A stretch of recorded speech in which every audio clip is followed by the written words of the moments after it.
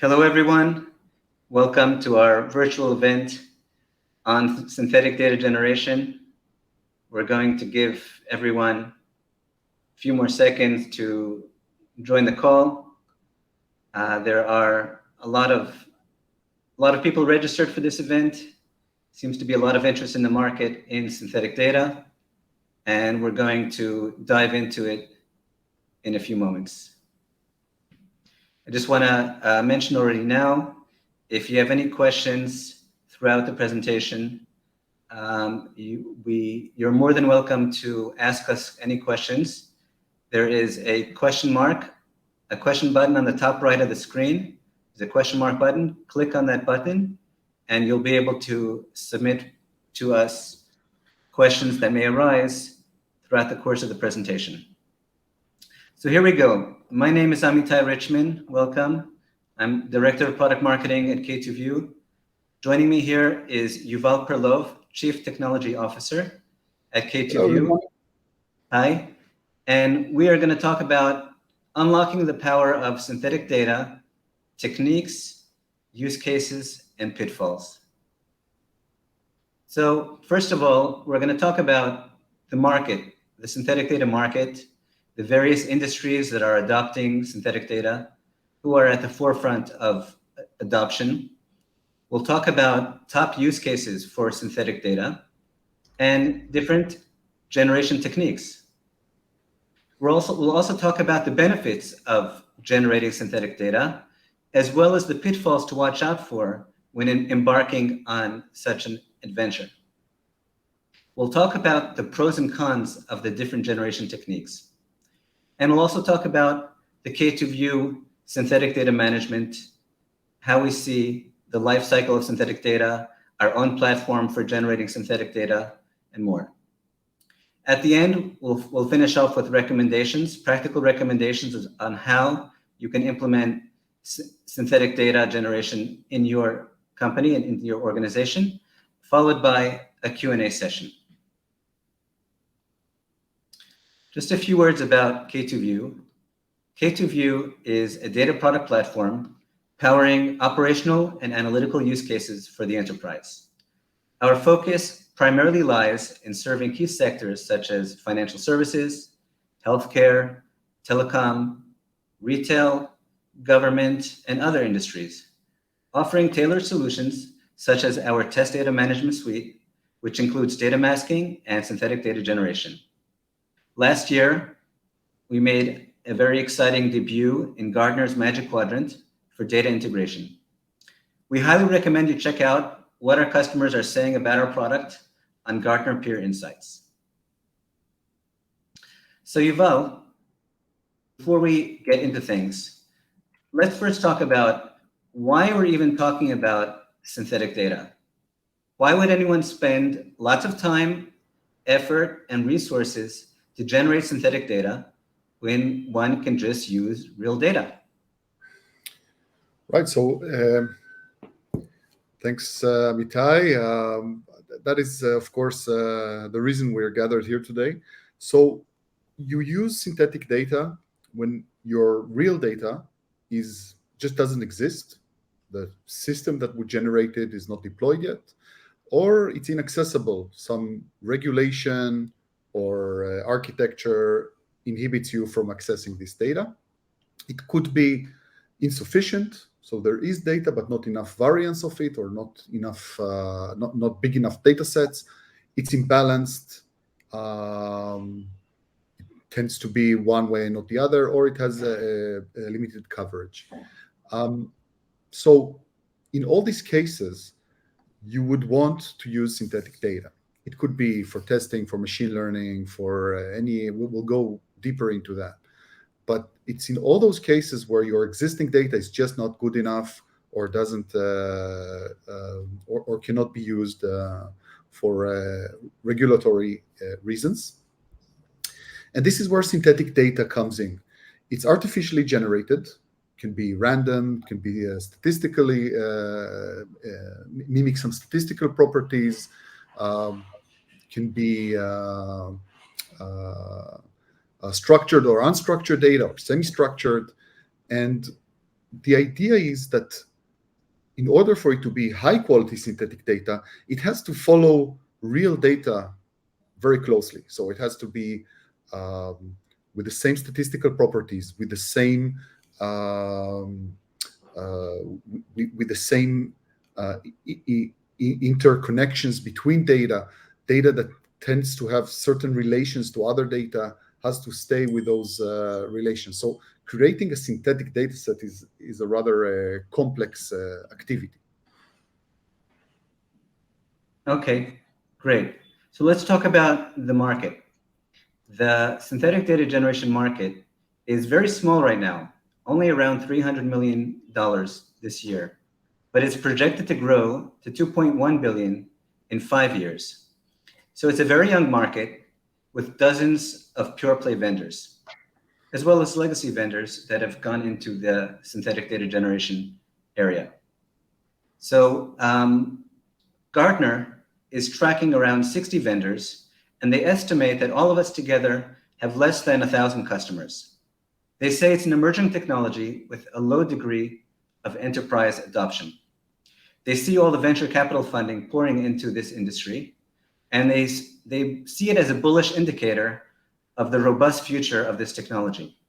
They believe that the number of providers will multiply and that the customer base will quadruple in 3 years. Here's a quote from them. They say by next year, 60% of the data used for the development of AI and analytics projects will be synthetically generated, which is incredible. And Forrester is also very bullish. They say that synthetic data can help to reduce the cost of data acquisition by up to 80%. So the analysts are very much excited about synthetic data. And you can see this also, not just the analysts, you can see this in Gartner's hype cycle for data science and machine learning. This year's hype cycle came out very recently. And you can see that, no surprise, generative AI is at the top of the hype cycle. Now, if you're like me and if you've gone on LinkedIn anytime over the last 6 months, you've seen AI, AI, AI. Everybody's talking about AI. Every company's talking about AI. And it's very much at the top of the hype cycle.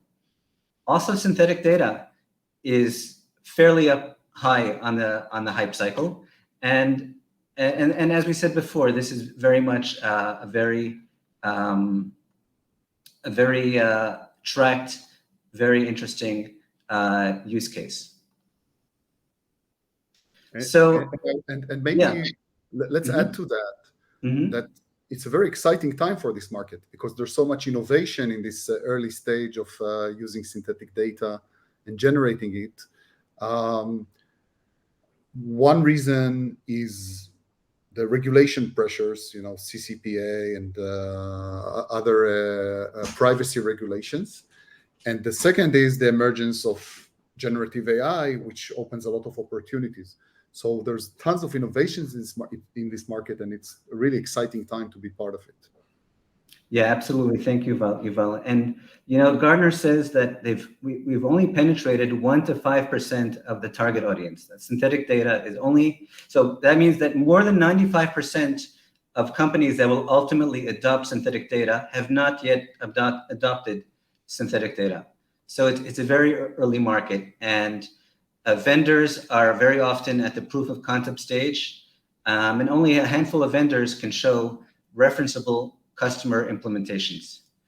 And you see the quote here on the screen that Gartner feels, based on their research, that there's a lot of skepticism about synthetic data because people intuitively know that they trust data. We're all data oriented and data driven. And then when you talk about synthetic data or fake data, then it can almost be a negative thing.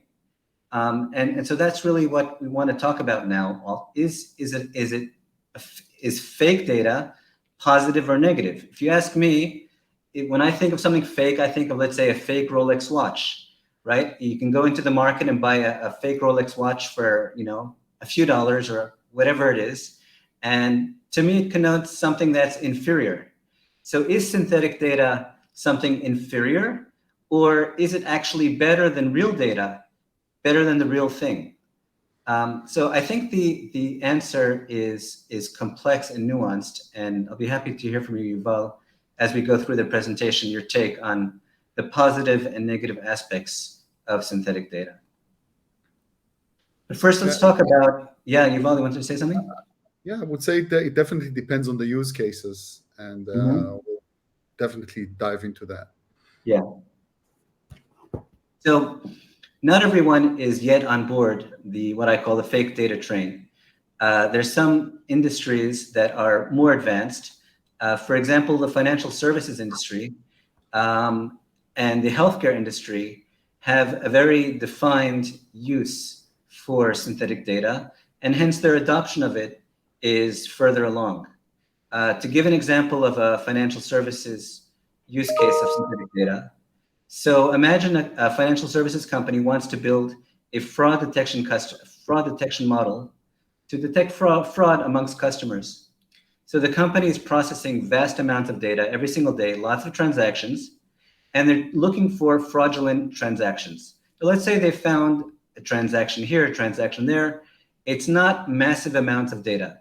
In order to train an ML model, which I'll be happy for you to explain soon, Yuval, but in order to train the model to detect fraudulent activities, you need lots of fraudulent transactions. So synthetic data can be used to simulate these fraudulent transactions. In terms of healthcare, Yuval, can you share with us, please, an example of what kind of situation within the healthcare industries a company would want to use synthetic data? Yeah, sure. So healthcare is one of those areas where regulation dictates a very strong privacy restrictions on the ways software vendors can use data, and as well as organizations. And any system you would like to have in your organization, or any software system you would like to test, has to deal with HIPAA compliance and the privacy of patient data. So the way around that is for a lot of your testing and a lot of your modeling, a lot of your data sharing, to use synthetic data rather than real data, which is very prohibitive. Got it, thanks. So let me share an example about the retail industry. For the retail industry, synthetic data can be used to train and test autonomous checkout systems, cashierless stores, before deploying them in the real world. And in the government and defense sector, synthetic data can be used to train ML and AI models to recognize and respond to new threats that are very rare in the real world. Hopefully will never happen, but their models need data of cataclysmic events that could happen or other security threats, and synthetic data can be generated to go into their models and build a threat assessment and threat mitigation. So it's time for our first poll, and this is the time to hear from you guys. If you click on the top right corner of your screen, there's a little graph there. Click on that, please, to see the first poll. And we want to ask you, how far along is your company in terms of adopting synthetic data? So go take a look there. It ranges from, we're exploring synthetic data but haven't decided to use it yet. We've decided to use synthetic data and are actively exploring its implementation. We use synthetic data in specific projects but not company-wide. Or we've really embraced synthetic data fully. We've got synthetic data throughout our organization. And we're big believers in synthetic data. So you can vote now, please, on the poll. The poll is completely anonymous, so nobody can see who it is that is voting. And we'll see the votes as they come in. We'll all see the votes in real time being tabulated. I'll give you half a minute or so to vote, please.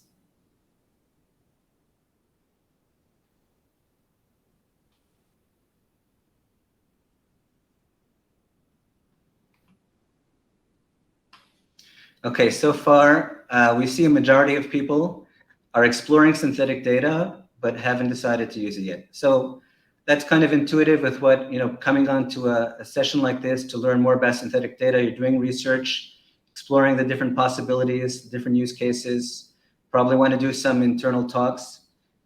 We see 22% so far have decided to use synthetic data and are actively exploring how to do it, how to implement it. That's great.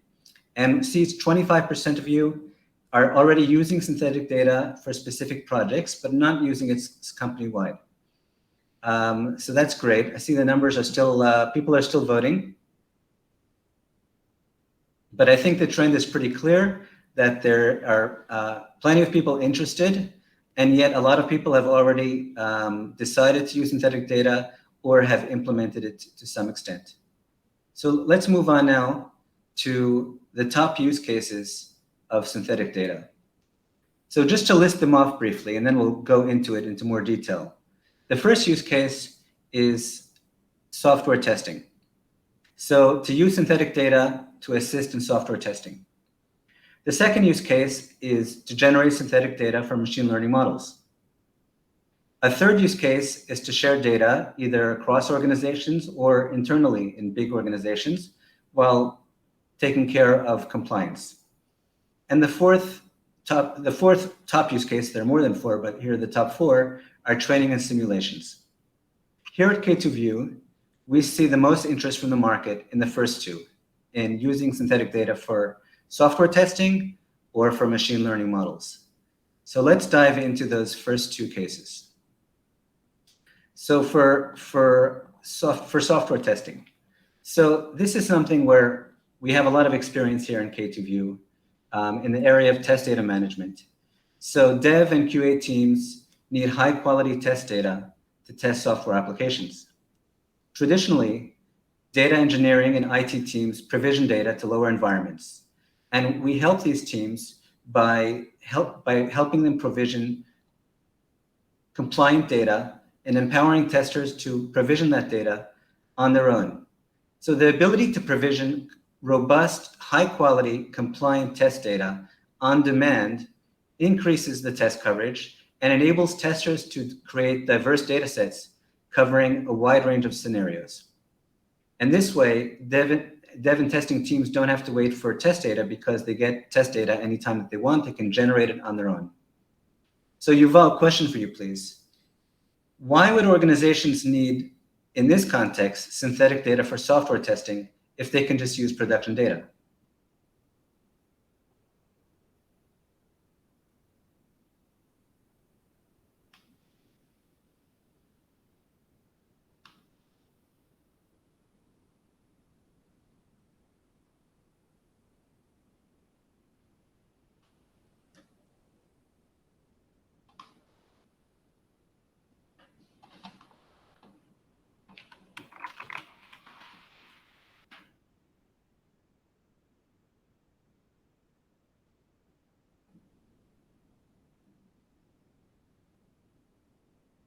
Yuval, I think you're on mute. Can you double check that you're not on mute? Yes, I am on mute. Thank you for pointing that out. I've been talking for some time now. Thank you. Sorry. So, yeah. software testing. You can use production data, but it has to be masked. So at the minimum, you have to transform the data, and it's already partially synthetic because all PII data, all personal identifying information has to be masked, replaced with some random values, ideally with completely random values that have nothing to do with the original data. And there's a challenge there because it has to be consistent, right? Data has to have relational integrity or data consistency. If you mask some data to some value in the same context, you have to do that in a repeatable manner. More than that, it's still limited.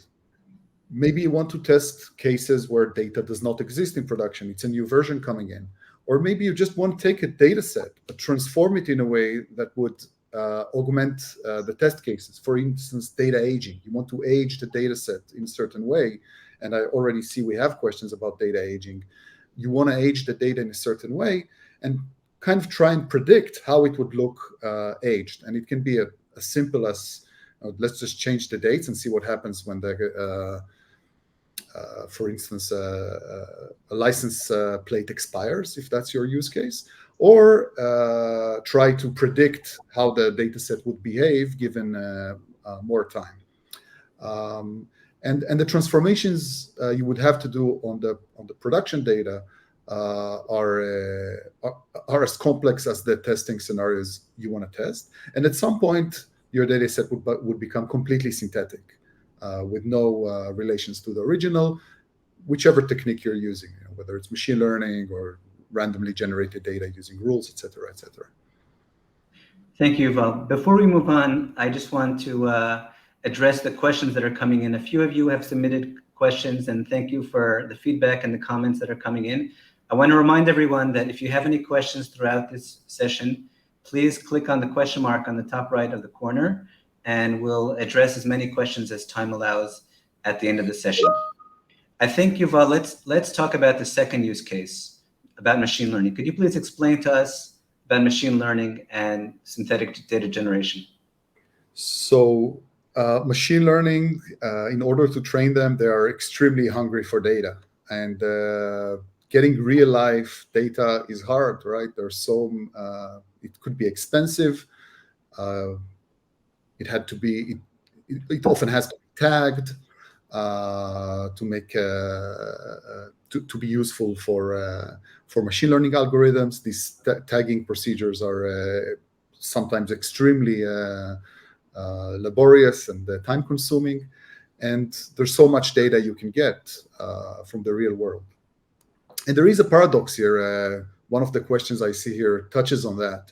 I mean, if you use machine learning to generate synthetic data, and then you use that data to train a machine learning model, what value does it have? And it turns out there is a lot of value, because different machine learning techniques have different limitations and different strengths. They certainly can augment each other. And there is a thought experience we can do. Take a student that's trying to learn simple calculus. So they solve a few of the exercises they get from the teacher, but they want to learn more, right? They want to get better at it.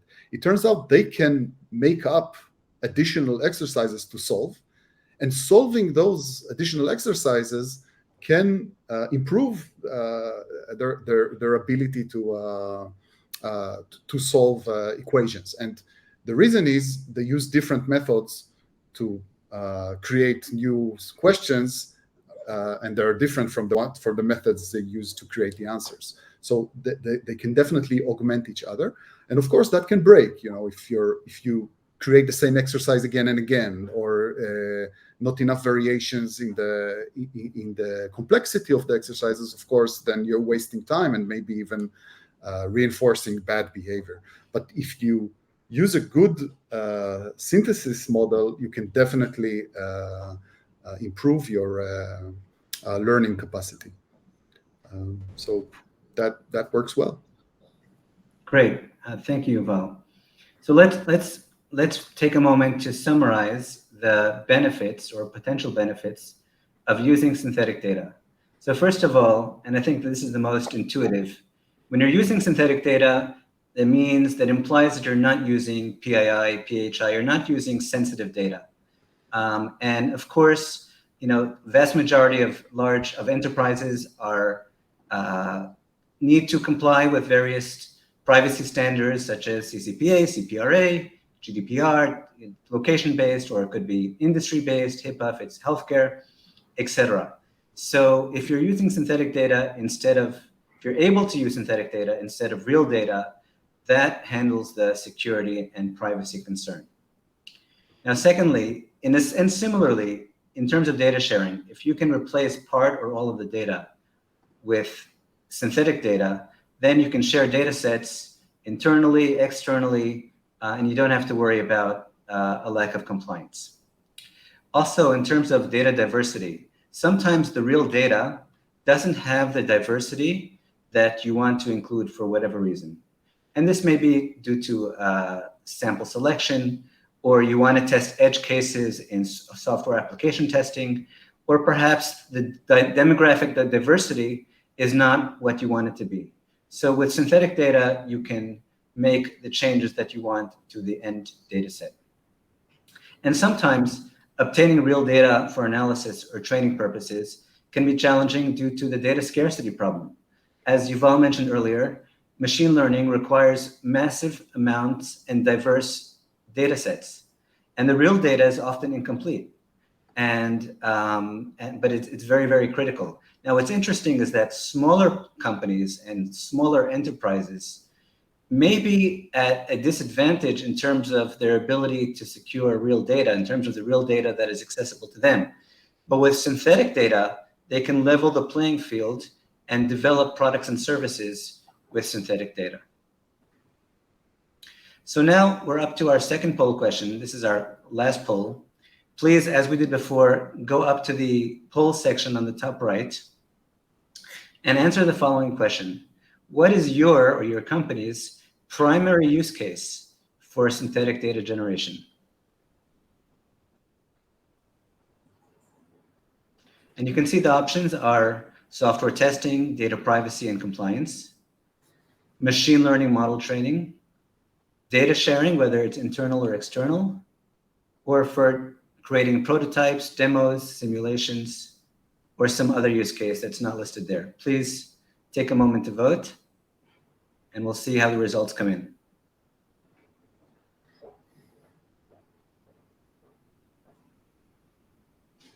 By the way, one of the use cases that we didn't mention, for example, in the fourth option of creating product demos, imagine that, for example, you want to onboard a new vendor for some kind of use case, could be data integration, data migration, any kind of project like that.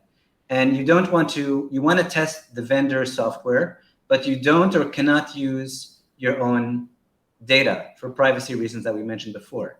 Creating a synthetically generated data set that you could feed into the vendor's software could actually address that problem of testing vendor software. So that would be in part 4. And so far, what we're seeing in the poll results is very, very clear that the majority of the people who voted are saying that their primary use case is for software testing, and they want the data to be privacy compliant. So thanks for voting, everyone. And we're going to move on. So Yuval, can you please share with us the different approaches and techniques to synthetic data generation? Right. So we briefly touched on the main ones as we discussed them, but let's make it formal. So the first one, and maybe most prevalent, is taking real data and moving it around and transforming it in order to mask it and kind of touch on more use cases as needed. But you start with a kernel of truth and then change what you have to change in order to meet your needs. And if you take that to the extreme, we can call that even rule-based data manufacturing, because the more randomly generated yet consistent points of data you use, you kind of shift from real data all the way to rule-based, where with rule-based data manufacturing, your entire data set is randomly generated while keeping data consistency. Another method that's applied is data cloning. So if I can take a real live scenario, but I just want more of it in order to test, to load test, or to test some UI element to make sure it works well with a lot of data. What I can do there is repeat the same data set again and again, but each time apply new data masking to it. So I can get the same data set again and again while changing the parts that are masked, and create multiple copies with some differences between them to the same data set. Statistical modeling, of course, is been with us for a long time, and now generative AI is the hot new topic. New libraries such as GPT also older techniques before that, make it possible to take a real life scenario, but instead of using the data directly, use that data to train a generative AI model in order to generate more of that data, not more of the data, more of that data, but data that tries new data, completely synthetic, that tries to keep the relations and the behavior of the fields inside the original data set. And the nice thing with that is that you don't have to tell it, the relations. It will capture it from the original data set. So those are the, I would say, prevalent approaches. Okay, thanks, Yuval. Yeah, sure. But before we continue, I want to ask you about what I presented before and the benefits of synthetic data. I listed out lots of benefits about compliance and data scarcity, overcoming various challenges. I almost described it as a magical solution that can solve any complex data problem in the enterprise. Did I get carried away, or can you keep me honest? Right. So definitely something to keep in mind. Synthetic data is not real world data, right? It could be potentially inaccurate, especially if you use techniques that are inappropriate. You get drift, right? If you don't get a good enough sample of real world data, you start drifting from the original intent of the data and start to create synthetic data that's not accurate enough. So you need enough data to train on. What is called GPT hallucinations, right? If you don't have the problem with the generative data is that it always has an answer. The question is if the answer is good enough. Right. Time-sensitive information is not always easy to deal with, and of course, the more complex your data relations are, the more trouble you're going to get into maintaining those relations. And once you're at a certain number, current techniques find it really hard to follow. Of course, part of the problem is that synthetic data requires time, right? You have to validate that the data set is correct. It's resource intensive and/or time consuming. So you're either throwing a lot of resources at the problem using machine learning techniques, or it's time consuming where you have to create the rules and make sure that your automatic data discovery worked well and discovered all the connections. So all of these are pitfalls to take into account when you're starting a synthetic data project.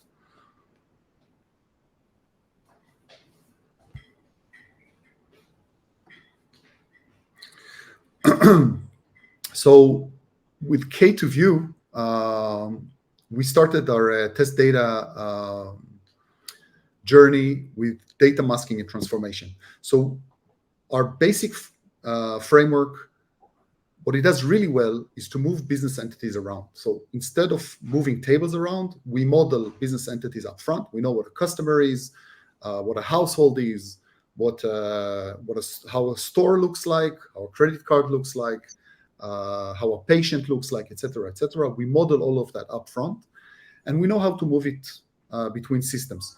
So the basic problem of extracting data and then provisioning it to another system, that's solved right there in our framework. We've added to that data masking and transformation, and really what we've got is a best of class data movement approach to test data management provisioning, and that has been with us for some time. And of course, data cloning is just repeating that process again and again. So that was very straightforward thing for us to do. Just copy the same provision the same customer again and again. Just run the masking the masking phase again and again. We've added a lot of discovery capabilities to that in order to facilitate creating and managing this provisioning and extraction of entities. Then we went all the way and said, okay, if we have all these data manufacturing techniques and we know how to keep relational integrity, let's also give the option of going from a completely, starting from a completely synthetic data set and just apply all these data generation techniques on the without any kernel of real data. Just use transformation on the entire data set, just without transforming anything. Everything is randomized, and we know how to set the right randomization technique to the right field type. So that's a rule-based approach. And what we're adding now is generative AI to that. So we can use our data provisioning abilities to extract data from a certain environment, subset it, take the right subset of data, use that to train an AI model, and then use that model to generate more and more business entities, which we will then provision to your target environment. So that really gives one system that encompasses all these techniques. So which technique, Yuval, would you use for which use case and which scenario?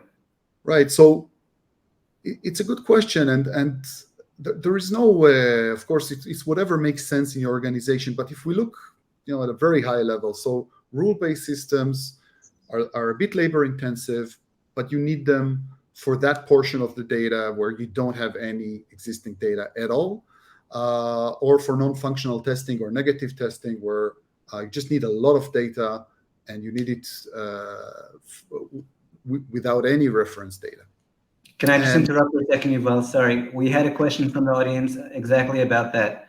So how you can generate synthetic data without having access to original data. So part of the answer is, in fact, with this rule-based synthetic data generation technique. Sorry, yes. Please continue. Yeah, so that is correct. And for ML model training, as we discussed, either masked real data or transformed data or AI-generated data can fit the bill really well. For data sharing and testing, masking is great. Generative AI can fit, of course, testing scenarios and even some data sharing scenarios. If I want to share across the organization how data tends to look like, but it's not the real data, it can serve me for use cases other than testing. Of course, for testing and analytics, especially if you do business analytics on your real organization, you need the real data, but you have to mask it. And then for load testing, both cloning and rules provide a very good approach to create massive amounts of data for load testing. Okay, thanks, Yuval. So let me try to put it all together as it relates to K2View. So K2View prepares, generates, and provisions compliant, realistic, and accurate synthetic data by combining 4 different data generation methods that Yuval mentioned and the business entity approach. So let me drill down into that a little bit more. So in terms of the accuracy, we have a patented business entity approach which supports complex data hierarchies and relationships across multiple data sources. When generating data via machine learning, the end result data set is only as good as the training model data set. And one of our core competencies, as Yuval said before, is subsetting. So we're able to subset and prepare the data for the model exactly with the data that you need to optimize the end result. And as you know, some of the other synthetic data generation vendors, they choose one technique and that's what they go with. But what's special about K2View, one of the things that's unique about us, is that we're combining multiple different generation methods, and Yuval, I believe, is going to talk about that soon. So it's a very comprehensive approach that not only includes the 4 different generation methods, but also a robust toolbox that supports the entire data generation lifecycle, including the ability to extract data, to subset the data, to mask it, to synthesize it, to reserve the data for specific people, for example, to roll back to previous versions, and we can provision the data from any environment to any environment. So this is what we call the data lifecycle. It's not just generating data, but rather it's the entire data lifecycle, and not just the generation phase. So lastly, at K2View, we believe in agility, and we provide users with easy-to-use self-service tools to enable operators to be self-sufficient and therefore more agile. Yes, and you definitely touch on those synergies. So of course, it's always great to have one system with a lot of capabilities. But what we keep finding is that there's a lot of synergies between these methods. So first, of course, you only have to do discovery and metadata once, right? You need your business entity in order to extract the data, in order to provision it, in order to understand the relationships, in order to understand the data types. And every one of these techniques needs this information. So you only have to do that once. And then with different methods, there are different advantages and disadvantages for each method. And with the tooling, you can apply even to the same data set for different columns, different approaches. So you can take a data set that was AI generated and feel the limitations or compensate for the limitations of an AI model with some synthetic rules to do some post-processing after the fact. Or you can take production data, but then apply some more synthetic data to it. So the idea is that these techniques not only work in concert, but they compensate for each other's shortcomings. And of course, the ability to subset, like you said, is crucial for training. And we have some questions here around how do you train for edge cases? How do you train for a special population? And the fact that you can subset data before sending it to the training environment, that means you can choose the subset you're training on and then get more of that specific data set for your, get more of that data for your testing. Also, the fact that you can mask data before you train on that, employ masking, but then send that data to be trained on, that has two advantages. One, you get an extra layer of security that you're not sending PII to your training model, which can then spit it back at you if you don't have enough variance. That's one. That's if you have a very low number of cases to train on. And the second is training data is done much easier in the cloud. So getting the specific hardware needed for training is much easier on the big cloud providers. And maybe you need it for a short time, and then for other times you don't need it. So it makes a lot of sense to use resources, cloud resources for training purposes. The issue is that in many industries, there's a restriction for loading a data set to the cloud if it's unmasked. So by applying masking first, then sending the data to the cloud for training, you can overcome that. And of course, once all the data is ready, with whichever technique you created it, it all lives in one test data store, and then you can pick and choose which data you want to provision for your test data needs. I'm just going to touch very briefly on how it all comes together. So with our platform, there is what we call the data pipeline, where we prepare the data first, so we can extract, mask it, subset it, and now we have data ready to go. Then we can apply cloning rules or generative AI or just plain old randomly generated rules to create more of that data or transform the existing data. And then our platform allows you to operate on that data. So you can subset the resulting data set, provision it to other system, use that, reserve that data. So I can, if several testers are working on the same environment, they can reserve, each one can reserve their own data so they're not stepping on each other's toes. You can age the data. So you can take data that was generated by machine learning, but then age that in some way that fits your need, or you can use that data and then delete it from your provision environment. So you can roll it back and say, okay, let's roll it back to a specific point in time, whether it's delete it completely or just bring it to a certain point in time. So the idea is that all these operational tools that allow you to work with the data are available to you no matter which method you use to generate the data. They're all there for you to use. Awesome. Thank you, Yuval. So this is our last slide before we get to questions and answers. So just before we dive into the recommendations, I just want to remind everyone, if you have any questions, so you can submit them. But please note that we've already received a lot of questions. Yuval, if you could start, please, reviewing those questions. I'm not sure if we'll have time for all of them. If we don't answer your question, then we'll get back to you after the session in the coming days to give you a specific answer to your question if we don't cover it live now. And also, please note that there is a copy of this presentation in the attachments. On the top right corner of the screen, you'll see a paperclip. If you click on that, you can download this presentation.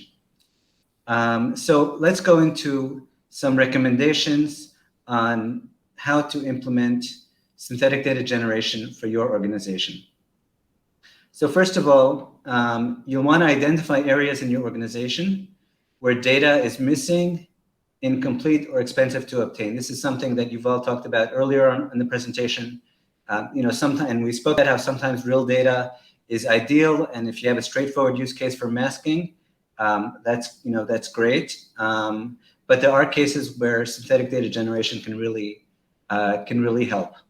And now you don't necessarily need to create entire synthetic data sets. You can also do a hybrid approach where you merge real data with synthetic data in the same data set. So you can replace PII with synthetic data while keeping a lot of the real data intact. So that's something that you want to consider. And as in terms of if you're in the second poll, we saw that most of you said that your main use case is software application testing. So we know that there are various tests that you want to do, and the data might be difficult to obtain. It could be some edge cases that don't even exist in production. So synthetic data is an ideal answer to situations like that. So basically, the recommendation is to look for those situations and try to figure out what the right balance of real and synthetic data might be for your organization. And then we talked about earlier whether fake data is positive or negative.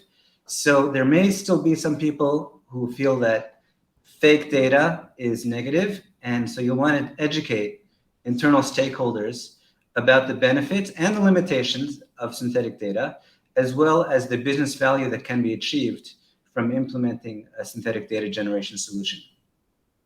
Furthermore, if you're evaluating multiple vendors, you want to conduct a POC to verify vendor claims and see, in fact, how it works. And keep an eye also on the entire life cycle in terms of how you source the data and what we talked about earlier. And choose vendors that can generate realistic synthetic data sets that really match your production data sets while managing the entire data lifecycle.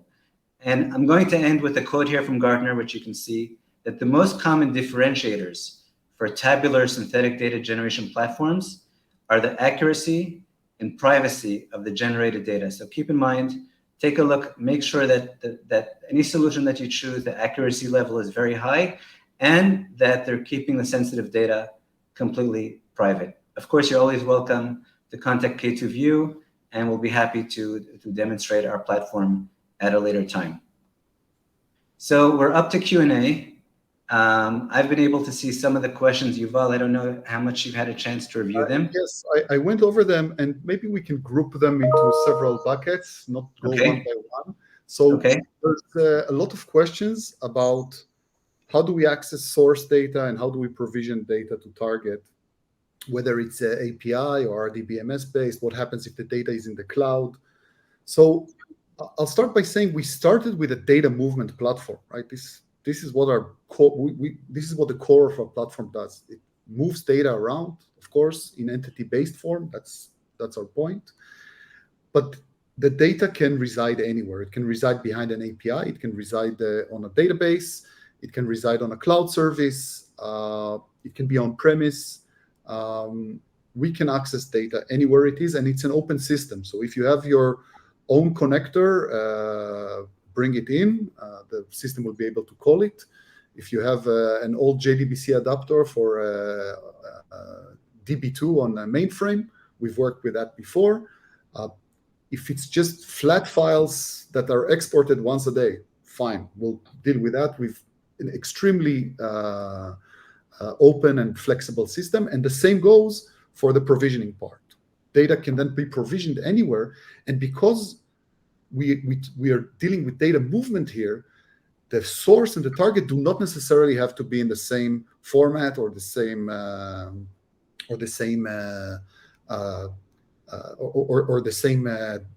structure. So we can apply transformation while we're moving the data.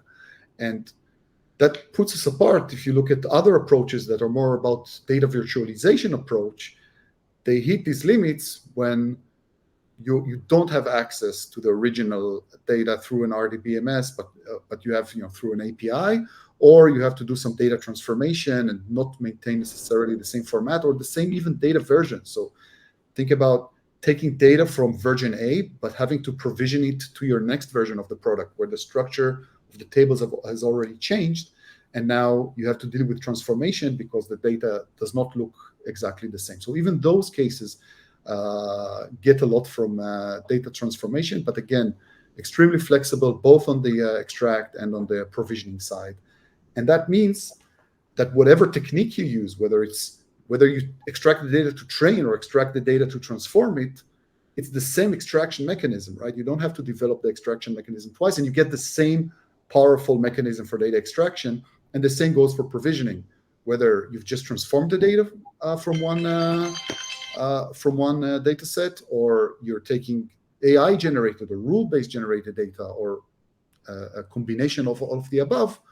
You still get the same data provisioning pipeline available to you. So that's on that.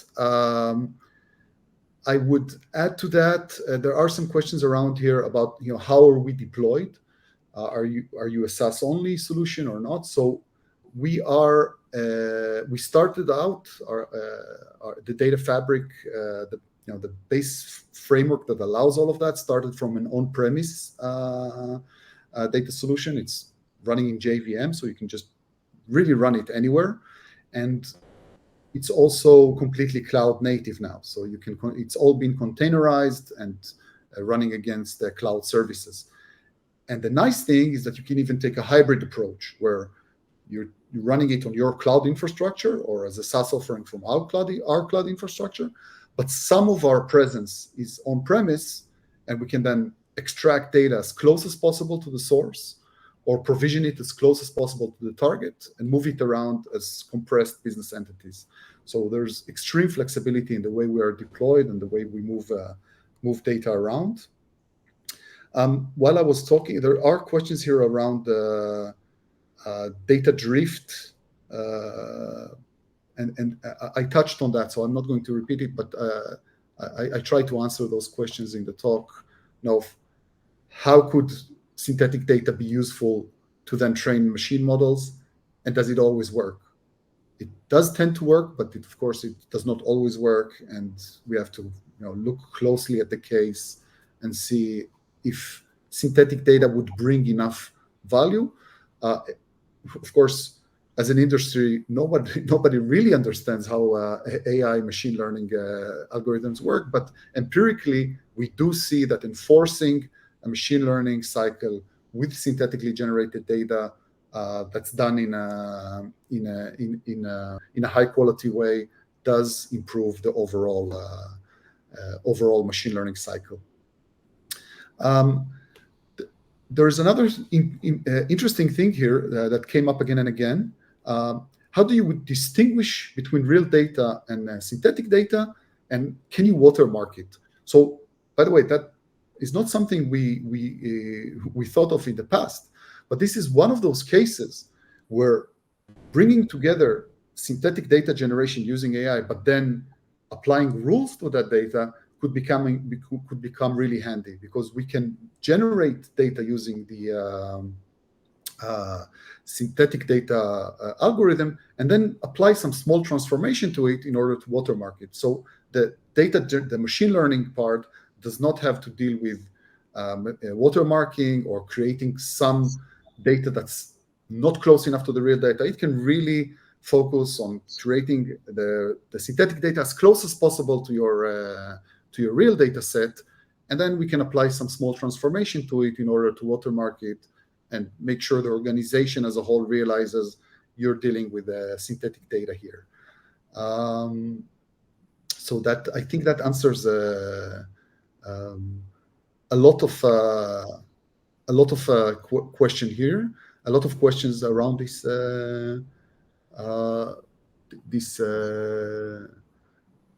There was a question, Yuval, about different data types, structured and unstructured, semi-structured. Oh yeah, I see that a lot. So yeah, that's the other point I wanted to touch on. So can we create data for image processing, or can we create data for testing that is completely unstructured, or what we call semi-structured, where there is a structure to the data, but there's no metadata explanation up front, right? There's no metadata repository that tells you this is exactly how the metadata is going to look. You just get JSON files or CSV files, and you have to deal with them on the fly. So the way we deal with that is for semi-structured data, we do have the option to learn metadata on the fly. So take examples and extract the metadata from them. And that becomes a really good way to then apply rules to it, or apply masking, or apply different data generation techniques. And that's part of our discovery engine. So it can discover semi-structured data. If there's huge variance in the data, so you can imagine a place where you have JSON files and each one of them has a completely different structures, we do have the ability to create on-the-fly rules that, using hints in the data, would then apply the right data manipulation technique or data generation technique to that specific field. Again, this of course makes the problem a bit harder, but we do have a strong tool set to deal with that as well. For completely unstructured data, there's no one answer, right? Because unstructured data can be anything. So what are the capabilities there? So we do have capabilities to take audio and visual data, analyze it, break it down to textual data, apply masking to it, and then rebuild it back again. That's one technique. Another technique is reducting parts of the audio or the video. I would say that here we have to really discuss what we're looking for and what we're looking for to achieve, because it's extremely nuanced, and every data set has its own problems to understand it, and its own goals in how you want to then generate synthetic data or mask the data on top of that. So that requires very close inspection, and to see how the tool set can meet the expectations there. Thank you very much, Yuval. I'm afraid we're out of time. So as I said earlier, if we haven't answered your questions, we'll follow up with you directly. And if you have any other questions that you haven't submitted to us, so feel free to go to k2view.com, contact us, and submit your question to us, or ask us for a demo. We'll be more than happy to meet you and answer your questions. And you're more than welcome to follow us on LinkedIn to see our latest articles and information about this area and related areas. And we thank you for joining us today and look forward to meeting you in the next webinars. Have a great day, everyone. Thank you very much. Thank you and goodbye.